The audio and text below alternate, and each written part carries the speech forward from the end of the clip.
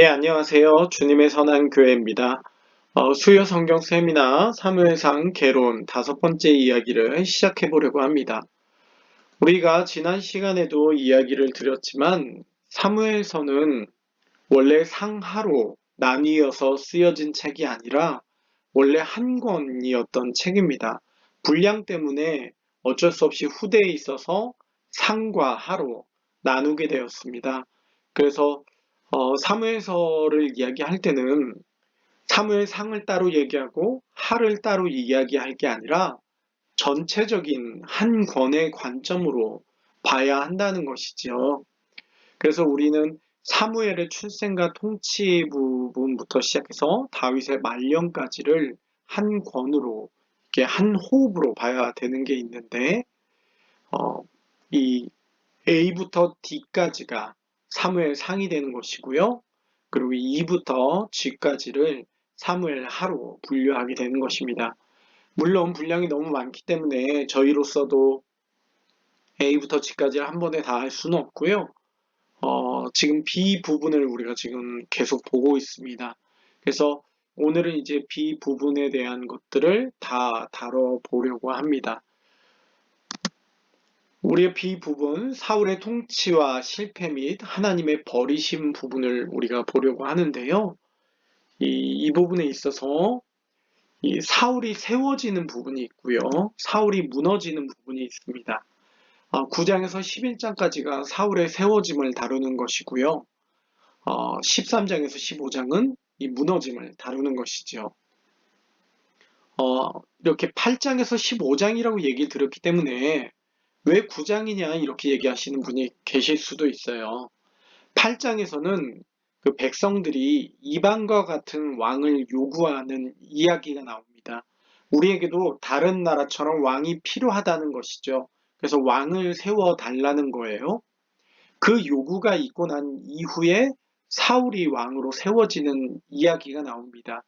그렇기 때문에 우리가 사울의 세워짐과 사울의 무너짐으로만 보려면 9장부터 보면 괜찮지만 이 앞서 왕을 요구하는 배경적인 이야기가 8장부터 나오기 때문에 분류로는 8장부터 15장까지로 분류하는 것이 맞는 것이죠. 다만 오늘은 지난 시간에도 이 사울의 세워짐 얘기 부분을 다루었기 때문에 이 사울의 무너짐 이야기를 하는 데 있어서 대조가 된다는 것만 이야기를 하고 넘어가기 위해서 이렇게 보여드리는 것입니다. 오늘 중점적으로 살펴볼 것이 바로 사울이 왜 박수받고 환호받는, 기대받는 왕으로 세워졌던 사울이 얼마 못 가서 무너졌냐라는 것입니다. 그가 대체 왜 무너졌냐 이것을 13장에서 15장까지를 통해서 살펴보려는 것이죠.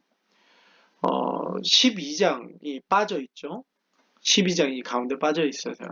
이 12장이 왜 빠져 있는지 궁금해 하실 텐데 12장은 사울의 이야기가 아니라 사무엘의 이야기가 나옵니다. 바로 지도자가 바뀌었기 때문에 은퇴하는 사무엘의 이야기가 나오는 거죠. 이 11장까지 해서 사울이 세워졌습니다. 새로운 지도자가 나왔죠. 그러니 이제 그 앞서 지도자였던 사무엘의 은퇴 이야기가 자연스럽게 나오는 것입니다. 그러나 이 부분 또한 나름대로 사울의 세워짐과 무너짐에 있어서 의미가 있는 것은 사무엘이 은퇴를 하면서 이 요구하는 것이 있었어요. 이스라엘 백성이나 이스라엘의 왕에게 어떻게 해야 한다라고 말하는 부분이 있습니다. 이 부분이 상당히 중요한 부분이기도 한데요. 왜냐하면 이 요구되는 것을 제대로 지키지 못했던 사울이 결국에는 무너지는 모습이 되었다는 것이죠. 그래서 사실은 이 사울의 이야기를 중점적으로 다루지 않는 12장이지만 이 사울의 세워짐과 무너짐 사이에 있어서 상당히 중요한 역할을 감당하기도 하는 게 12장이기도 하다는 것입니다. 하지만 앞서 말씀드렸던 것처럼 이 사울의 세워짐과 사울의 무너짐에 대한 이야기만 이제 중점적으로 대조해서 말하기 위해서 이렇게 먼저 도표화했던 것입니다. 자, 그럼 이제 사울이 무너지는 장면에 대해서 중점적으로 이야기를 하려고 해요. 사울의 무너짐에 있어서는 이 13장에서 15장까지 연속적으로 이야기가 나오게 됩니다. 이 13장에서 15장은요, 연속적으로 성경을 보는 우리에게 사울이 얼마나 부족한 사람이었는지를 말해줍니다. 자연스럽게 사울이 왕으로 설 만한 존재가 아니었다라는 것을 우리가 이 13장에서 15장까지를 읽으면서 깨닫게 되는 것이죠. 그리고 다른 인물이 이후에 세워지겠구나라는 것 또한 우리가 깨달을 수 있도록 성경은 우리에게 일종의 알려주는 것이죠. 사울이 이 새 장을 통해서 그가 무너지는 존재가 될 것이고 하나님이 기뻐하실 만한 새로운 존재가 나오게 될 거다. 그렇게 말해주는 것입니다. 사울이 그럼 왜 무너지게 됐을까요? 어떤 부분에서 무너지게 됐을까? 이걸 구체적으로 각 장을 통해서 이야기를 하려고 합니다. 그러나 원래 순서대로 하면 13장, 14장, 15장 이렇게 가야 되지만 15장부터 이야기를 하려고 해요.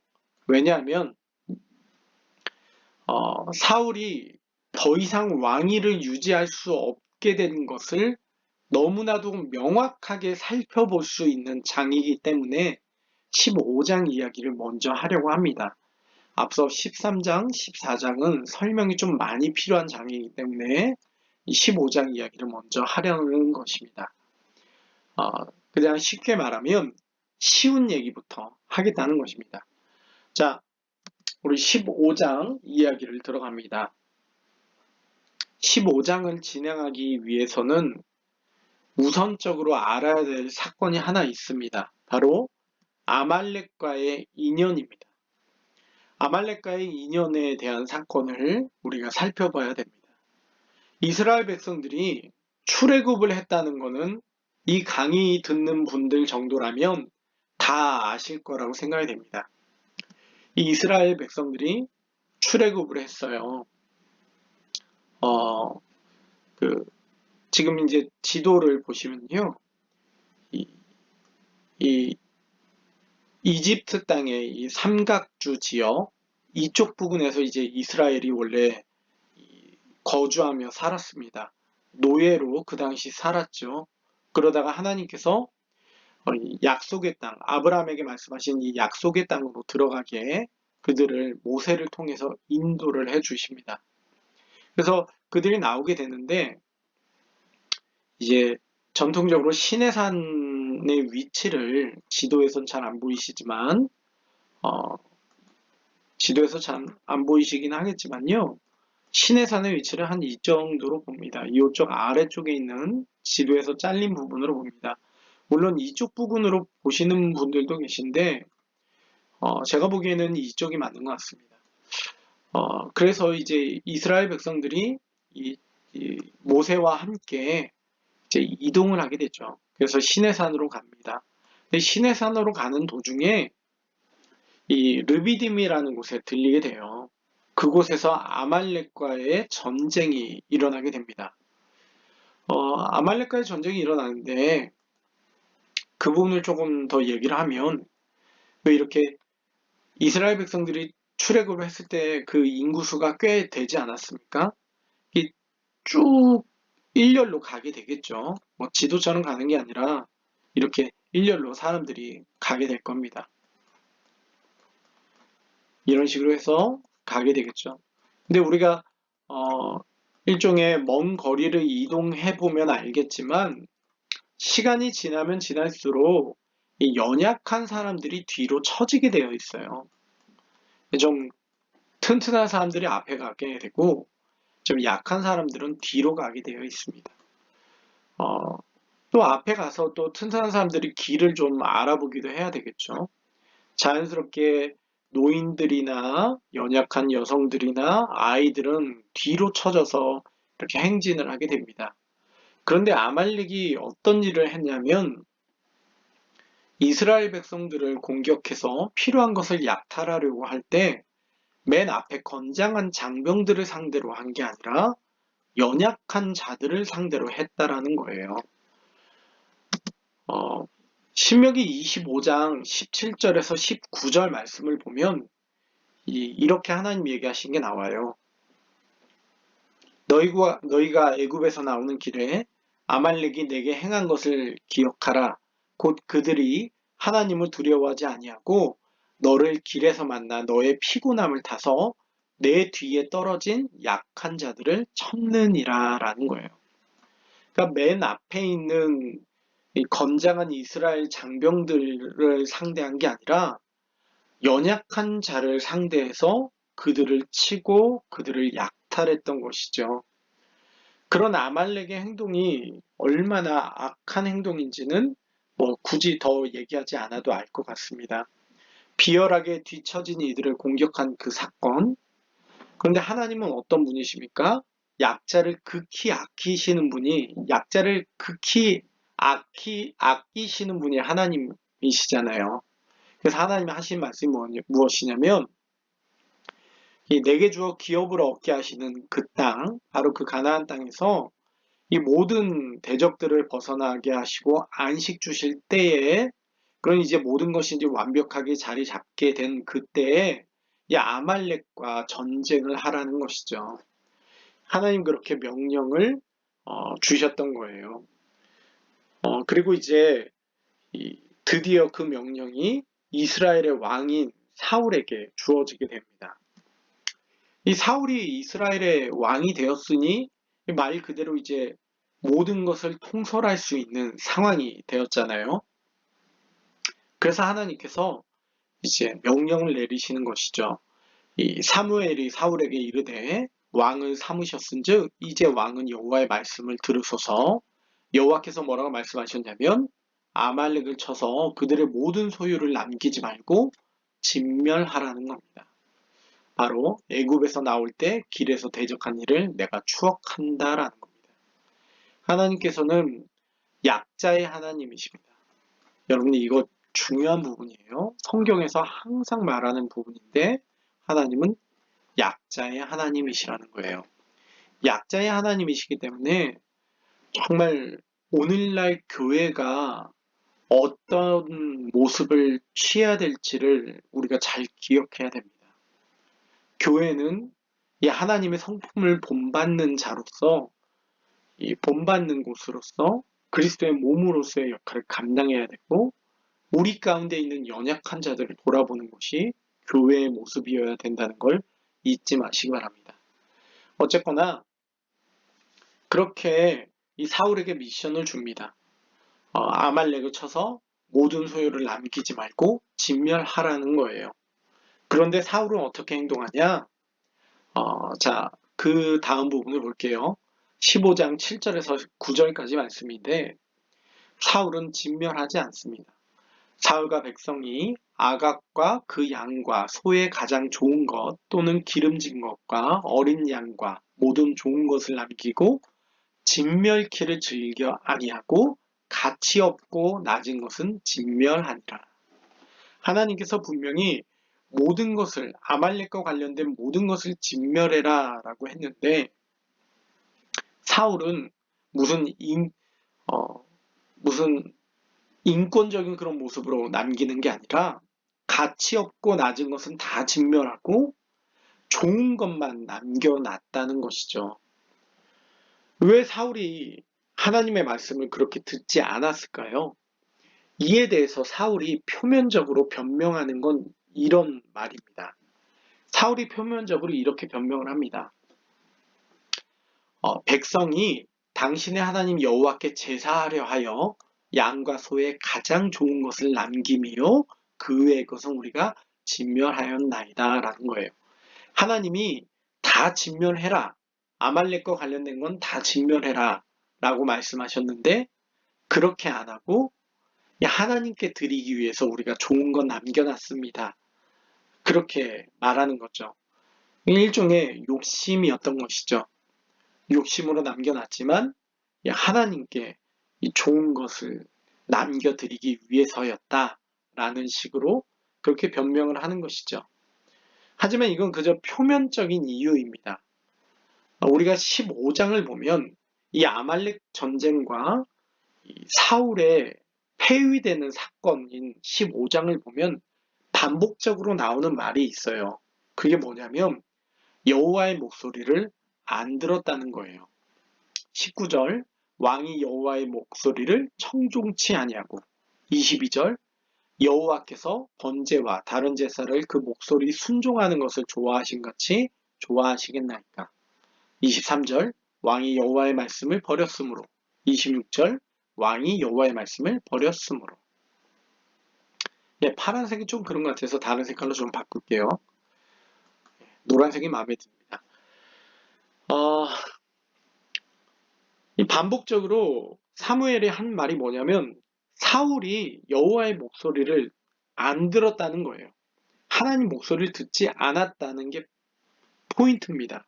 그런데 이게 사무엘만 그렇게 말하는 게 아니에요. 사울도 그렇게 고백합니다. 내가 범죄하였나이다. 내가 여호와의 명령과 당신의 말씀을 어긴 것은 내가 백성을 두려워하여 그 말을 청종하였음이니이다. 잘 보세요. 하나님 말씀을 어긴 이유가 뭐냐면 백성을 두려워해서 그 말을 들었다라는 거예요. 사울은 하나님 말씀 듣는 것보다 백성의 말을 더 중요하게 들었던 이스라엘의 왕이었습니다. 누구는 사울이 참 좋은 정치인이라고 이야기할 수도 있을 거예요. 왜 민심이 곧 천심이라고 그 백성의 말을 잘 듣는 게 좋은 왕의 조건. 그러니 사울은 참 좋은 왕. 우리 그렇게 생각할 수도 있을 겁니다. 그런데 이 사울이 백성의 말을 중요하게 들었을까요? 그렇게 보기에는 사울의 상황이 좀 다릅니다. 왜 여러분 그 선거철이 되면 정치인들이 가장 두려워하는 게 국민들의 목소리입니다. 그 목소리 앞에서 자기의 주장도 신념도 없이 눈치를 보는 그런 정치인도 있겠지요. 그렇게 해서라도 이 권력을 잡고 싶기 때문인 것이죠. 사울의 경우도 마찬가지예요. 백성의 목소리를 들었던 이유는 그들을 사랑해서 들은 것이 아니라 자기의 권력의 자리를 놓치고 싶지 않았기 때문이에요. 우리는 사울이 이 권력의 맛을 들였다는 것을 15장을 통해서도 잘 볼 수 있어요. 사울이 갈멜에 이르러 자기를 위하여 기념비를 세우고 이 아말렉과의 전쟁이 끝나고 나자마자 사울이 했던 게 뭐냐면 기념비예요. 그런데 그 기념비가 자신을 위한 것이었습니다. 또한 사무엘이 이 사울을 향해서 이제 말을 할 때 왕이 스스로 작게 여길 그때의 이스라엘 지파의 머리 되지 아니하셨나이까. 이 얘기는 무엇입니까? 왕은 지금 스스로를 높이고 있는 그런 존재가 되어 있다라는 것이죠. 이 만인지상의 자리를 너무나도 좋아하고 그 권력의 자리를 놓지 않으려고 하는 그런 사울의 모습이 되었다는 것입니다. 또한 사울의 고백을 보면 자기가 백성을 두려워해서 그 말을 청종했다라는 것 또한 그는 권력에 대한 두려움, 이걸 놓치고 싶지 않은 마음이 있었던 것이죠.